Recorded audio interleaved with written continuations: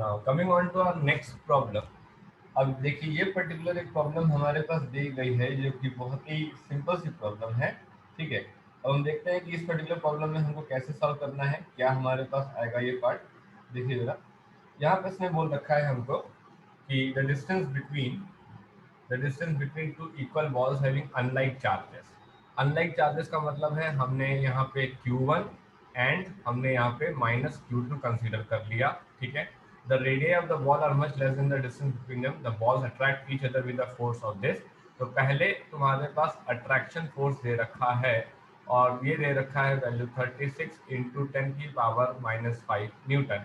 तो हमने कहा कि ठीक है, F इज इक्वल टू हमने लिखा Q1 Q2 अपॉन हमारे पास आर स्क्वायर, इनकी दूरी दे रखी है बीच की, R इज इक्वल टू दे रखी है 2 सेंटीमीटर। ठीक, हमने लिखा 36 into 10⁻⁻5 into 9 into 10⁻9 into Q1 Q2 upon 2 into 10⁻⁻2 का होल स्क्वायर। ठीक, तो 36 इंटू 10⁻⁻5, 4 इंटू 10⁻⁻2, 9 इंटू 10⁻9, और ये हो गया है Q1 और Q2 का प्रोडक्ट। ठीक है, तो 9 फोर द 36, तो ये हो गया है 16 इंटू 16 इंटू 10⁻⁻18। ये हो गई है Q1 और Q2 के प्रोडक्ट की वैल्यू। ठीक, अब अगर हम लोग बात करते हैं यहाँ पे नेक्स्ट, इन्होंने क्या बोला, इन्होंने कहा कि मान लीजिए इसके बाद after the balls have been connected by a wire. ठीक है, ये इंपॉर्टेंट पॉइंट है, इसे ध्यान दीजिएगा। ठीक है, कि balls are connected by wire, balls are connected by wire, balls जो है वो वायर के थ्रू कनेक्ट की गई हैं। ठीक है, अब बॉल्स अगर वायर के थ्रू कनेक्ट की गई हैं तो होगा क्या कि चार्ज विल, ठीक है, distribute till potential becomes equal. ठीक, टिल पोटेंशियल बिकम्स इक्वल। अब अभी तुम्हारे पोटेंशियल की बात इतना तो क्लियर नहीं हो सकती है, लेकिन फिर भी आप इसको ध्यान में रखिए कि चार्ज तब तक डिस्ट्रीब्यूट होते हैं जब तक कि पोटेंशियल बराबर ना हो जाए। अच्छा, अभी के लिए क्या समझना है, तो हमने कहा Q1 dash Q2 dash equals to Q1 plus minus Q2 by 2। तो this will become Q1 minus Q2 by 2। अब इसने कहा अब ये दोनों लोग रिपेल करेंगे क्योंकि दोनों सेम तरीके के हो गए। तो F dash is equals to हो गया K Q1 dash Q2 dash upon r square, value है 20.25 इंटू 10⁻⁻5 न्यूटन। ये वैल्यू यहाँ पे दे रखी है। ठीक, और यहाँ पे है 9 into 10⁻9 into Q1 minus Q2 by 2 का होल स्क्वायर अपॉन 2 इंटू 10⁻⁻2 का होल स्क्वायर। सो 20.25 इंटू 10⁻⁻9 इंटू 4 इंटू 10⁻�4, ठीक, अपॉन 9 इंटू 10⁻9, और यहाँ से 4 एक और एक्स्ट्रा आ जाएगा यहाँ पे, और ये हो गया है Q1 माइनस Q2 का होल स्क्वायर। ठीक, अब अगर हम सॉल्व करें इसको तो देखिए कितना आएगा, 20.25 इंटू 4 होता है 81, है ना। तो ये हो जाएगा दोनों मिला करके 9 4 36, ये हो गया। ठीक है, और ये मेरे ख्याल से वैल्यू 5 दे रखी थी, तो 36 इंटू 10⁻−18 ये हो गया। तो Q1 माइनस Q2 का होल स्क्वायर हो गया ये वैल्यू। तो Q1 minus Q2 is equal to 6 into 10⁻−9। Okay, ये पर्टिकुलर वैल्यू आ गई। अब Q1 माइनस Q2 की वैल्यू भी आ गई, Q1 Q2 की वैल्यू भी आ गई। अब देखिए, तो Q1 प्लस Q2 का whole square is equal to Q1 minus Q2 का होल स्क्वायर, माइनस में था ये, और हमने इसको उठा करके ऐसे लिख दिया एक्सप्रेशन को। ठीक है, अब जब हम एक्सप्रेशन को इस तरीके से ऐसे यहाँ पे लिख देंगे तो क्या आएगा। अब इसने कहा कि ऐसा है कि 6 इंटू 10⁻⁻9 का whole square plus 4 into 16 into 10⁻⁻18, ये हो गया 36 इंटू 10⁻⁻18 प्लस 64 इंटू 10⁻⁻18, ये हो जाएगा 100 इंटू 10⁻⁻18। ठीक, जब हमने सॉल्व करवाया तो पता लगा कि Q1 प्लस Q2 की वैल्यू आ गई 10 इंटू 10⁻⁻18, ये वैल्यू आई।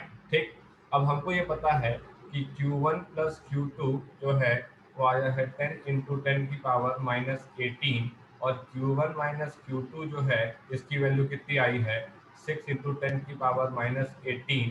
ठीक, सॉल्व किया हमने तो ये हो गया है 2Q1 इक्वल्स टू 16 इंटू 10⁻⁻18 और Q1 की वैल्यू कितनी आई है 8 इंटू 10⁻⁻18। ये Q1 की वैल्यू आई। ठीक, अब अगर हम Q1 प्लस Q2 से Q1 प्लस Q2 से 10 इंटू 10⁻⁻18 से हम लोग सॉल्व करें वैल्यू को। ठीक, अब एक मिनट दे रहा Q1 प्लस Q2 की वैल्यू मेरे ख्याल से 10 की पावर माइनस सॉरी माइनस तुम्हारे पास 100 into 10⁻⁻18 and this will become 10⁻⁹। ये 10 की पावर -9 है, ये भी 10 की पावर -9 है, ये भी 10 की पावर -9 है, ये भी 10 की पावर -9 है और ये भी वैल्यू 10 की पावर माइनस ये तो वैल्यू तुम्हारे पास 10 की पावर माइनस 9, हाँ 9 है। ठीक, अब अगर हम इसको सॉल्व करें तो Q2 की वैल्यू कितना आएगा 10 इंटू 10 की पावर -9 माइनस 8 इंटू 10 की power -9, so Q2 will become 2 into 10 की पावर -9। ठीक, ये आएगा आंसर। तो जरा देखिए कहाँ पे मिल रहा है। ठीक, 8 इंटू 10 का -2 इंटू 10 का -9। अब यहाँ पे मुद्दा ये माइनस में क्यों नहीं आया, क्योंकि आपने ऑलरेडी Q2 को माइनस ले रखा है। जब आप ऑलरेडी Q2 को माइनस ले रखे हैं तो ये वैल्यू पॉजिटिव आकर के इस बात की कंफर्मेशन देगा कि आपका जो सॉल्यूशन है वो बिल्कुल सही है। तो इसका आंसर क्या होगा, इसका आंसर होगा ए। ठीक है, इस तरीके से आप इसको लिखिए। Next question. नेक्स्ट क्वेश्चन हमारे पास क्या कह रखा है, नेक्स्ट क्वेश्चन हमारे पास कह रखा है figure shows two charge particles on an x axis. Okay, now what next. अब इन्होंने कहा कि सर ऐसा है कि यहाँ पे हमें साफ साफ दिख रहा है कि ये पर्टिकुलर दो चार्जेस जो है, एक है -3Q, ठीक है, एक है -3Q और एक है आपके पास क्या, एक है आपके पास प्लस हमारे पास Q। At a point, however, a third charge particle can be placed such that all the three particles are in equilibrium. Is that point to the left of the first two particle, to their right or between them? ठीक है, तो जरा समझिएगा यहाँ पे। अब इन्होंने कहा कि हम अगर दो एंड पॉइंट चार्जेस को देखें, हम अगर दो एंड पॉइंट चार्जेस को देखें तो यार ये तुम्हारे पास -3Q है, ये तुम्हारे पास +Q है। ठीक है, इसमें जोन बना हुआ है, ये तुम्हारे पास फर्स्ट जोन है, ये तुम्हारे पास सेकंड जोन है, ये तुम्हारे पास थर्ड जोन है। ठीक है, आपको मैंने पढ़ाया था। ठीक है, if the two and point charges, if the two point charges at end, ठीक है, are of opposite sign, are of opposite sign, are of opposite sign मतलब कि Q1 और Q2 का प्रोडक्ट जो है वो तुम्हारा लेस देन 0 हो, मतलब ऑब्वियसली पॉजिटिव एक नेगेटिव होगा तो लेस देन 0 होगा। then the location of then the location of then the location of third charge then the location of third charge, ठीक है, at which समेशन E या तो 0 हो, समेशन F या तो 0 हो, would lie, ठीक है, would lie, ठीक, would lie in the outside zone, would lie in the outside zone, पहली बात। ठीक है, and near to the charge of lower magnitude, and near to charge of and near to charge of lower magnitude। ये concept को आप ध्यान रखें वरना आप क्वेश्चन ढूंढते ही रह जाएंगे, आपसे सवाल होगा नहीं। डेरिवेशन आप लोग खूब पढ़ रहे होंगे, ठीक है, पर न्यूमेरिकल लगाइए वरना फिर नीट वीट कुछ नहीं निकलेगा, आपका ना जेई निकलेगा। ठीक, चार्ज ऑफ लोअर मैग्नीट्यूड की अगर हम बात कर रहे हैं, अब देखिए यहाँ पे जो QA है वो दे रखा है 3Q, जो QB है वो दे रखा है Q। साफ साफ क्लियर हो रहा है यहाँ पे, इसमें कुछ कहने वाली बात नहीं है कि जो QA का मैग्नीट्यूड है वो QB के मैग्नीट्यूड से ज़्यादा है। तो हमने कहा पहली बात तो आउटसाइड जोन में लाई करेगा। ठीक है, तो इसे हम लोग बोल रहे हैं क्या, इसे बोल रहे हैं लेफ्ट तुम्हारे पास आउटसाइड जोन, इसे क्या बोल रहे हैं, इसे हम लोग बोल रहे हैं राइट आउटसाइड जोन। तो कौन से आउटसाइड जोन में लाई करेगा। अब सिंपल सी बात है, जो A पे -3Q रखा है, जो B पे Q रखा है, B पे Q का मैग्नीट्यूड छोटा है ना। अगर B पे Q का मैग्नीट्यूड तुम्हारे पास छोटा है तो सिंपल सी बात है यहाँ पे लाई करने वाला है, बाहर पे ये लाई करने वाला है। ठीक, हमने कहा ठीक है कोई दिक्कत नहीं। तो हमने यहाँ पे देखा और हमने यहाँ पे इसको जो है बाहर की तरफ लाई करा दिया। हमने कहा ठीक, तो पहले पार्ट का आंसर होगा, ठीक है, पहले पार्ट का आंसर होगा इट विल लाई आउटसाइड।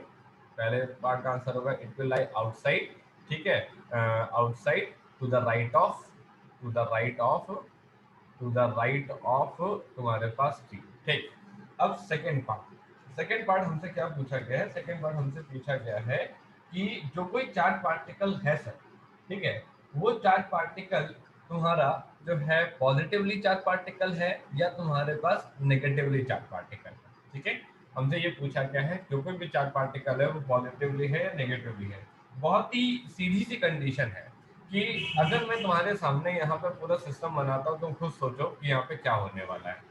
अब यार अगर मैंने यहाँ पे -3q रखा है, यहाँ पे मैंने +q रखा है, ओके, यहाँ पे मैंने -3q रखा है और यहाँ पे मैंने +q रखा है, ठीक है, और मेरे को ये पता है कि मैं बाहर की तरफ, मैं बाहर की तरफ एक कोई चार्ज पार्टिकल कहीं रखने वाला हूँ, उसकी लोकेशन ना मैंने अभी निकाली है और ना तो मेरे से अभी पूछी गई है। बात समझिएगा, ना तो मैंने अभी निकाली है और ना तो मेरे से अभी तुम्हारे पास जो है पूछी गई है। ठीक, तो इसने कहा ठीक, अब इसने कहा कि अगर अगर मैं तुम्हारे पास यहाँ पे कोई तुम्हारे पास नेगेटिव चार्ज रखता हूँ, ठीक है, तो ये इसे अट्रैक्ट करेगा, ठीक है, और क्या नाम है, ये तुम्हारे पास F let suppose P B तुम्हारे पास अट्रैक्शन आएगा और एफ पी ए तुम्हारे पास रिपल्शन आएगा। ठीक है, अगर तुम्हारे पास इस पे बी पे देखता हूँ तो बी पे आएगा तुम्हारे पास क्या कि एफ तुम्हारे पास B P, F B P तुम्हारे पास अट्रैक्शन आएगा,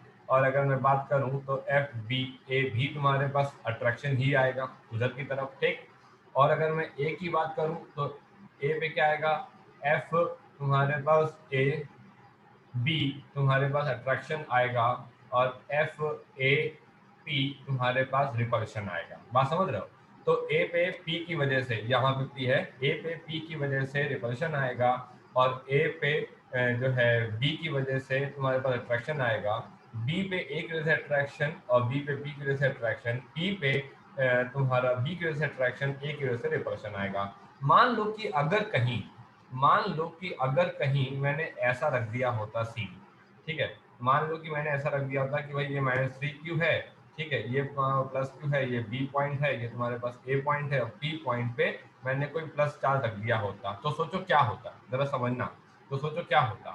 तो इसने कहा कि पी पे देखते हैं पहले, तो इसने इस पे रिपल्शन तुम्हारे पास लगाया होता इधर, और इधर तुम्हारे पास जो है अट्रैक्शन लगाया होता। ठीक है, अब इसने क्या किया होता, इसने यहाँ पे जो है एक रिपल्शन लगाया होता एफ बी पी, और इसने एक जो है अट्रैक्शन लगा लिया होता एफ तुम्हारे पास बी ए, जिसकी वजह से दोनों फोर्स एक ही दिशा में हो जाते हो और जो स्मॉल क्यू वाला चार्ज है ये तुम्हारे पास फिर इक्विलिब्रियम पे नहीं होता, जिससे इक्विलिब्रियम कंडीशन जो है वो बिगड़ जाती। इसलिए इसका मतलब ये हुआ कि पॉइंट पी पे जो चार्ज आना है वो पॉजिटिव नहीं आ सकता। ठीक है, we can not put such charge which is going to disturb the equilibrium condition.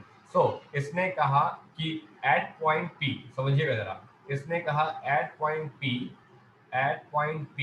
we can only put that sign of charge, that nature charge, that nature charge which maintains the equilibrium condition of system, which maintains the equilibrium condition of system. वो वाला charge का nature नहीं ला सकते जो equilibrium condition को disturb करते। ठीक है, तो हेंस जो कोई भी चार्ज आप पी पॉइंट पे ला रहे हैं उसका मैग्नीट्यूड जो कोई भी है, हेंस एट पी जो चार्ज क्यू होगा वो लेस देन 0 होगा। मैग्नीट्यूड हमको निकालना पड़ेगा, अगर उन्होंने पूछा होता तो हम इसको जरूर निकालते, पर उन्होंने अभी पूछा नहीं है इसलिए हमने इसको निकाला नहीं है। फिर इज द इक्विलिब्रियम स्टेबल और अनस्टेबल। अब इसने कहा कि इक्विलिब्रियम स्टेबल होगा या फिर अनस्टेबल होगा। अब यह सिंपल सी बात है, अब मैं ये कहता हूं कि ये तो तय हो गया ये तो 100% तय हो गया कि ये नेगेटिव चार्ज होगा, पॉजिटिव तो होगा नहीं, ठीक है। अब अगर आप कुछ ना करिए, ये क्वेश्चन मैंने पहले भी आपको इसी असाइनमेंट में डाला है, ऐसे ही एक सिमिलर क्वेश्चन।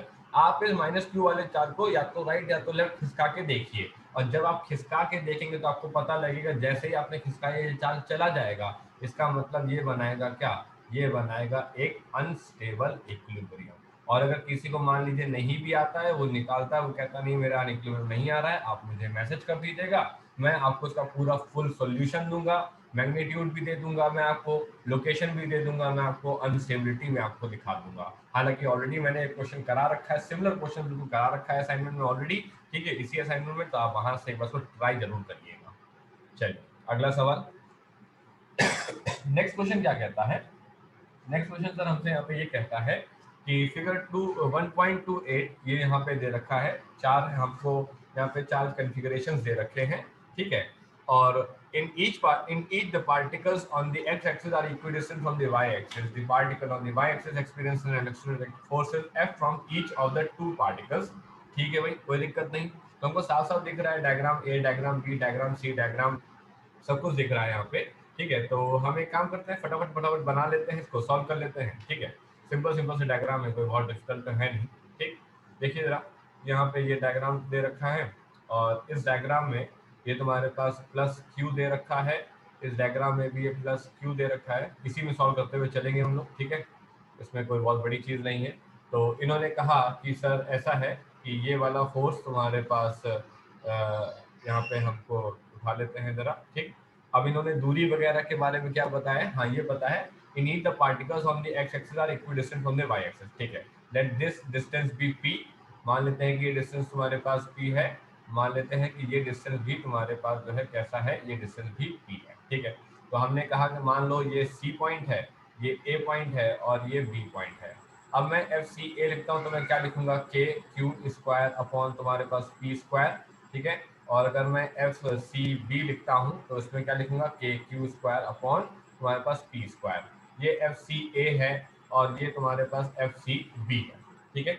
बात समझ आती है। हमने कहा ठीक, कोई दिक्कत नहीं, सब सिंपल सा है, इसमें तो कोई दिक्कत वाली बात नहीं है। अब फिगर नंबर 2 में क्या कहता है, ठीक है, जरा हम फटाफट फटाफट सारे फिगर को यहाँ पे देख लें, क्योंकि सब दे ही रखे हैं तो सॉल्व करने ही पड़ेंगे, ठीक है। तो यहाँ पे क्या दे रखा है, यहाँ पे सर प्लस क्यू दे रखा है, यहाँ पे सर माइनस क्यू दे रखा है, और यहाँ पे माइनस क्यू दे रखा है, ठीक।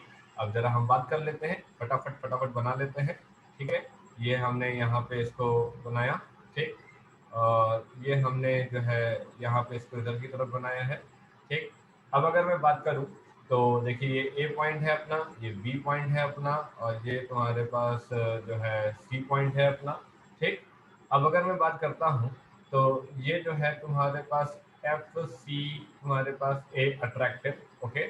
और ये तुम्हारे पास जो है एफ सी तुम्हारे पास बी, ये तुम्हारे पास जो है रिपल्सिव, राइट। ये तुम्हारे पास F C A F C B तुम्हारे पास आ गए हैं। सिमिलर तुम्हारे पास फिगर नंबर 3 की मैं बात करूं, मैं फिगर नंबर 3 भी बना लेता हूं, ठीक है। इधर की तरफ बना लेता हूं फिगर नंबर 3। क्या दे रखा है इसमें, इसमें दे रखा है एक प्लस क्यू, इसमें दे रखा है एक माइनस क्यू, और इसमें दे रखा है एक तुम्हारे पास प्लस क्यू, ठीक। अब अगर मैं बात करूं यहाँ पे तो क्या दे रखा है आपके पास, जरा देखिएगा, ये यहाँ पे रिपल्सिव, ठीक है। और ये तुम्हारे पास यहाँ पे इधर की तरफ जो है, ये तुम्हारे पास जो है रिपल्स अट्रैक्टिव है तुम्हारे पास यहाँ पे, ठीक। तो ये मैंने यहाँ पे बना रखा है एफ सी बी अट्रैक्टिव, और ये एफ सी ए तुम्हारे पास रिपल्सिव है। ये तुम्हारे पास ए है, ये तुम्हारे पास जो है सी है, और ये तुम्हारे पास जो है बी है, ठीक। और देन तुम्हारे पास मैं यहाँ पे बना लेता हूँ तीसरा डायग्राम, चौथा डायग्राम बना लेता हूँ, फिर उसके बाद फटाफट सॉल्व करना शुरू करते हैं इसको, ठीक।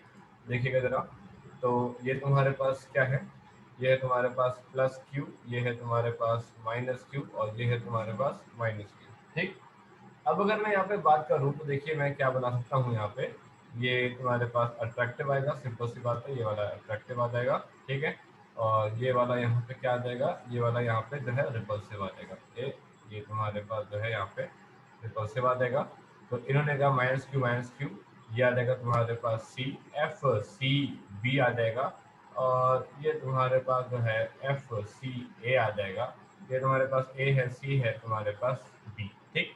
ये इधर की तरफ तुम्हारे पास ऐसे फोर्सेस वगैरह तुम्हारे पास पूरे के पूरे यहाँ पे आ रहे हैं। जरा देखिएगा कैसे क्या क्या है।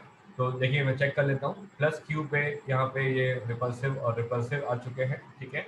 और सेकंड वाले में हमारे पास, अच्छा ये भी क्या नाम है पॉजिटिव ही है, ये पॉजिटिव है तो इसको मैं इधर बुला लेता हूँ। ये नीचे की तरफ लग गया आपके पास एफ सी बी लग गया, ओके।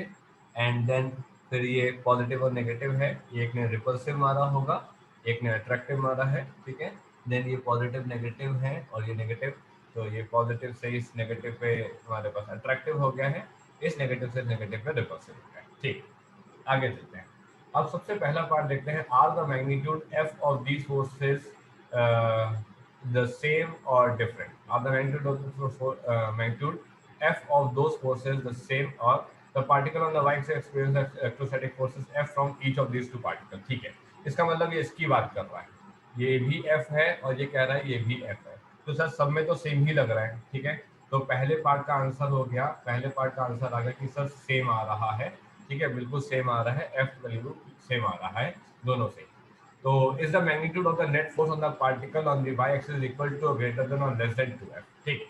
अब थोड़ा सा ये समझने वाला पार्ट है, क्या समझने वाला का पार्ट है, देखिए यहाँ पे हम लोग को ना ये तो पता है कि जो एक्स एक्सिस से जो वाई एक्सिस पे जो है उससे p की दूरी थी, ये तो पता है, ठीक है।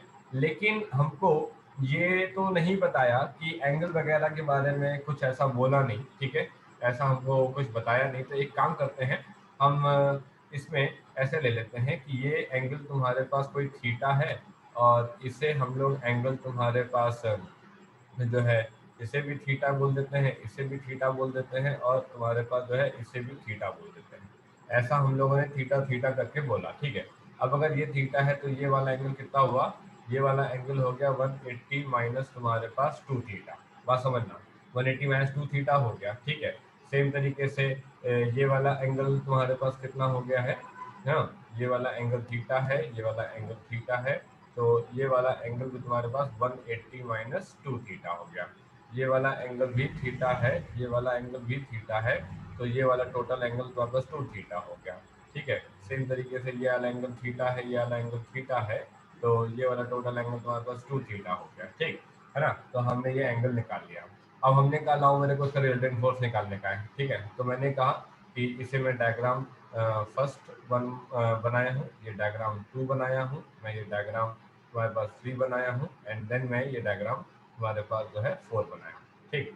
अब जरा मैं रिजल्टेंट फोर्स लिखना चाह रहा हूँ, तो मैंने कहा कि मैं लिखता हूँ डायग्राम 1 के लिए लिखता हूँ, तो F R is nothing but it is equals to F A B square, नहीं sorry, F R is F C A, हाँ।